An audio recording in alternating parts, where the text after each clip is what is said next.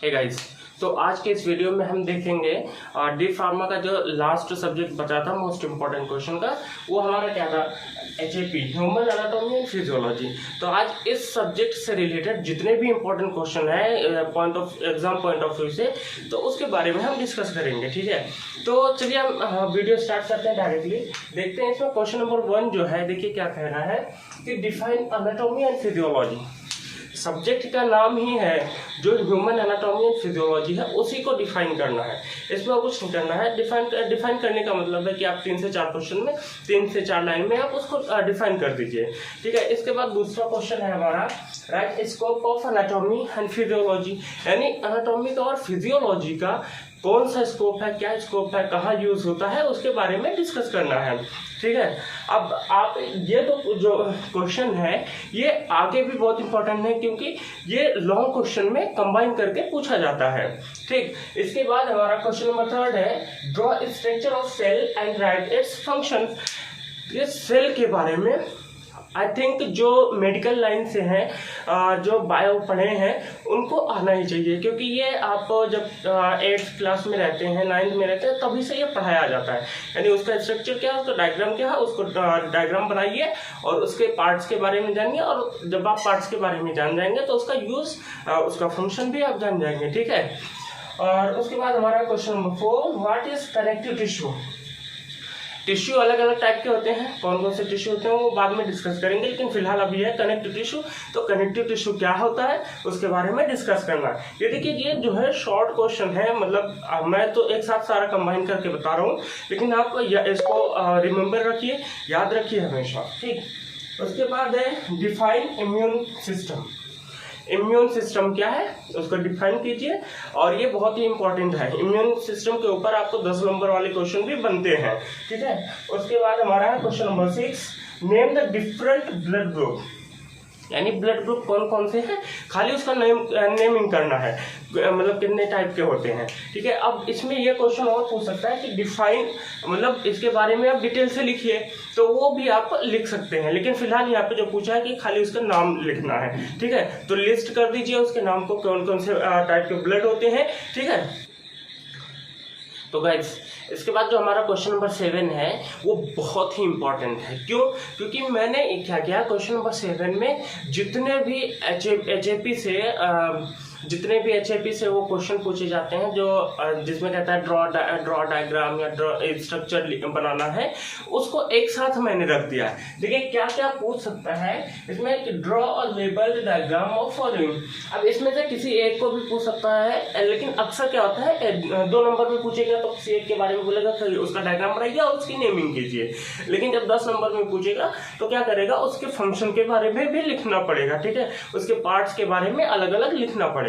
ठीक, तो यहाँ पे हमारा है, जैसे सेल का इससे पहले हो चुका है, तो इसको सेल में को मैंने यहाँ पे नहीं रखा। इसमें क्या है, क्या है, माइटोकॉन्ड्रिया। माइटोकॉन्ड्रिया को जानते हैं कि जैसे इसको कहा जाता है powerhouse of the cell. ठीक है, तो इसके बारे में क्या करना है, माइटोकॉन्ड्रिया को आप अच्छे से बनाइए, उसका डायग्राम बनाइए और उसकी नेमिंग कीजिए। Naming is the most important. ठीक है, थिंग्स। ठीक, उसके बाद है टीएस ऑफ हर्ट। अब इसको 2 तरीके से पूछ सकता है, या तो कह देगा टीएस ऑफ हर्ट बनाइए, या तो कहेगा कि anatomy of hurt.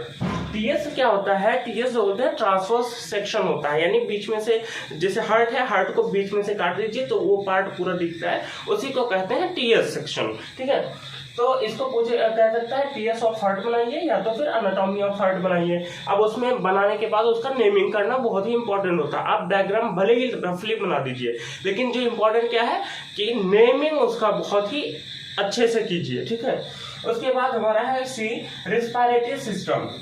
Respiratory system क्या है, उसका डायग्राम बनाइए, उसकी नेमिंग कीजिए, प्रॉपर नाम आप याद रखिए। मैं बार बार कह रहा हूँ कि आप डायग्राम भले ही आप रफली बना दीजिए, लेकिन आपको नेमिंग बहुत अच्छे से आनी चाहिए। उसके बाद है क्या है, नेफ्रॉन। नेफ्रॉन के बारे में, नेफ्रॉन का डायग्राम बनाना है, उसकी नेमिंग करना है। उसके बाद है क्या, किडनी। किडनी क्या है, किडनी का काम क्या है कि ये क्या करता है, फिल्ट्रेशन का काम करता है। और लास्ट वन क्या है, male and female reproductive system.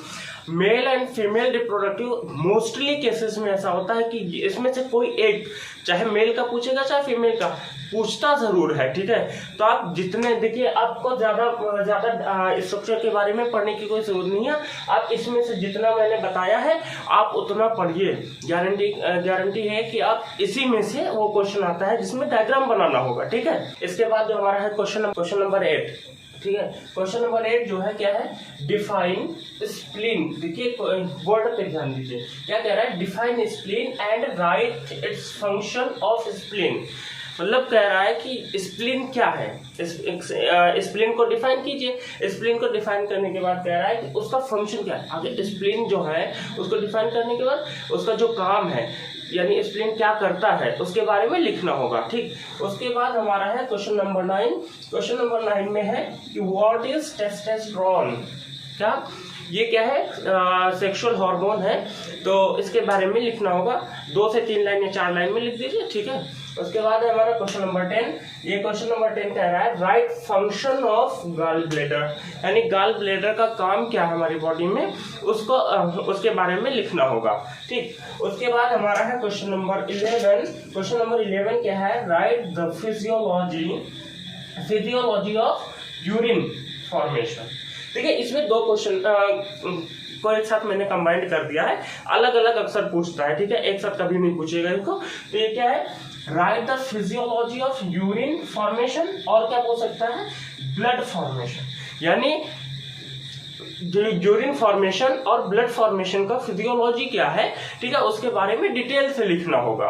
उसके बाद लास्ट में हमारा क्वेश्चन नंबर 12 जो है, ये क्या कह रहा है, explain pituitary gland in detail.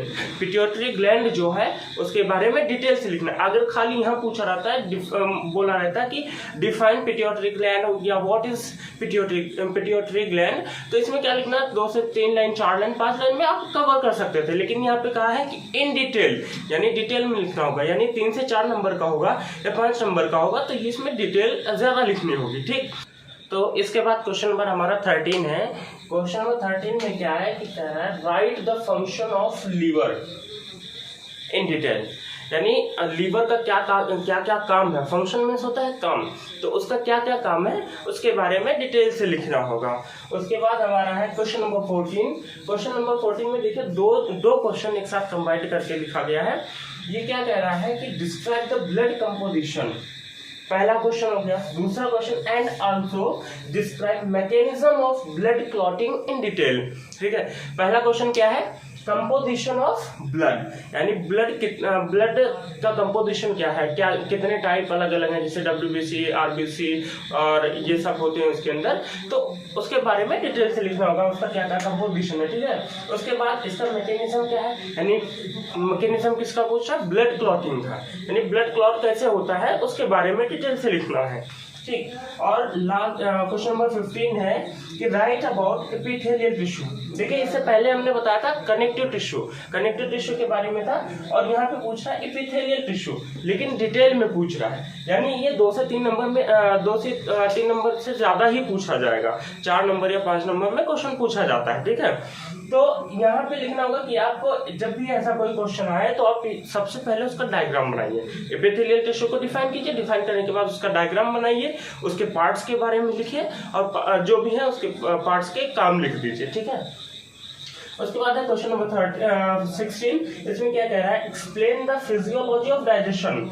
जैसे कि मैंने यहाँ बताया कि आपको डायग्राम बनाना है, तो वैसे सेम यहाँ पे अब जब पूछ रहा है फिजियोलॉजी ऑफ डाइजेशन, यानी डाइजेशन कैसे होता है, हम खाते हैं, खाने के बाद कहाँ जाता है, कहाँ पचता है, उसका एब्जॉर्प्शन कैसे होता है, डिस्ट्रीब्यूशन कैसे होता है, मेटाबोलाइज कैसे होता है, और एक्सक्रीट आउट कैसे होता है, पूरा प्रोसेस लिखना होगा, ठीक है। फार्माकोकाइनेटिक पूरा लिखना पड़ेगा।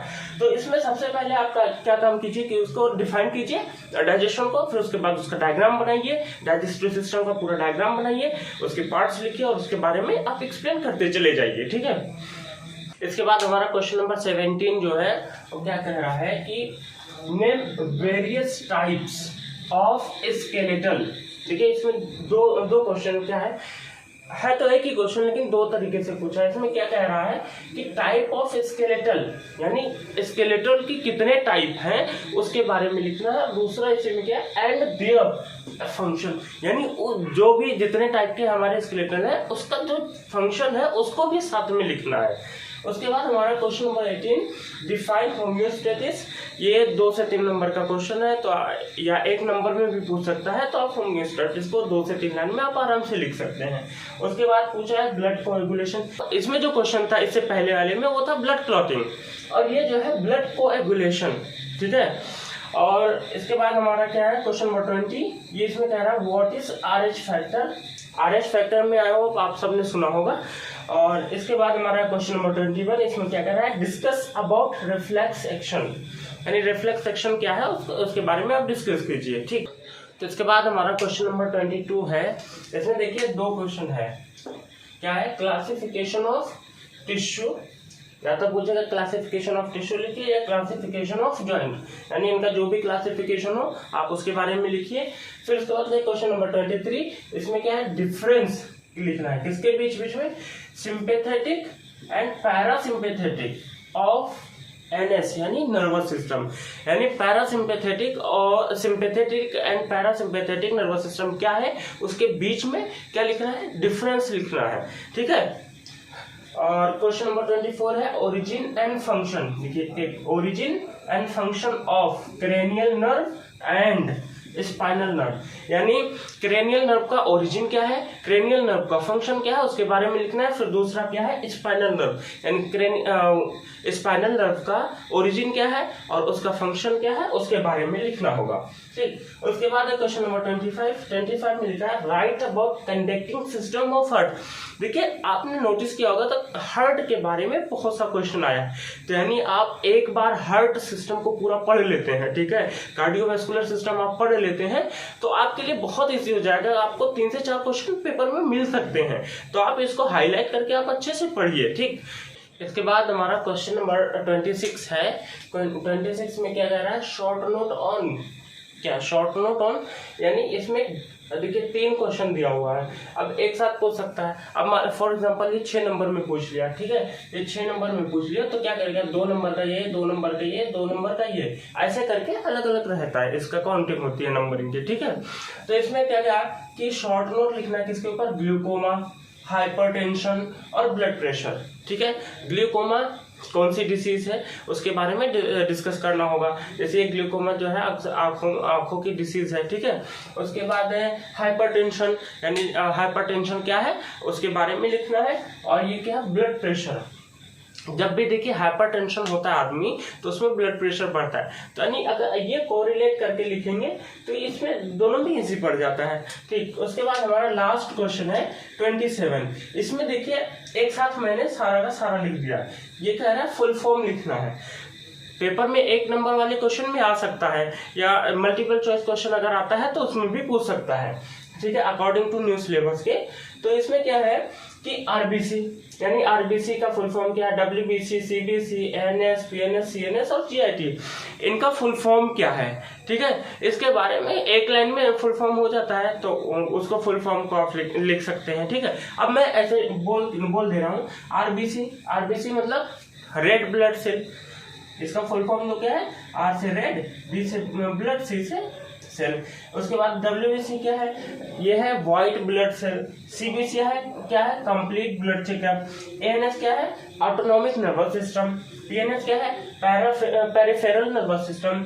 सीएनएस क्या है, सेंट्रल नर्वस सिस्टम। और लास्ट वन है जीआईटी मतलब गैस्ट्रो इंटेस्टाइनल ट्रैक्ट, ठीक है। ये लास्ट क्वेश्चन था। अब इस जो हमारा सब्जेक्ट है क्या है, ह्यूमन एनाटॉमी एंड फिजियोलॉजी, तो एचएपी का पूरा इंपॉर्टेंट क्वेश्चन खत्म हो गया, ठीक है। मैं आप लोगों को बेस्ट ऑफ लक कहता हूँ, और अगर आपको ये वीडियो अच्छी लगी हो तो आप ज्यादा से ज्यादा लोगों के पास शेयर कीजिए, कमेंट करके बताइए आपको किस टॉपिक पे वीडियोस चाहिए। Thank you so much guys.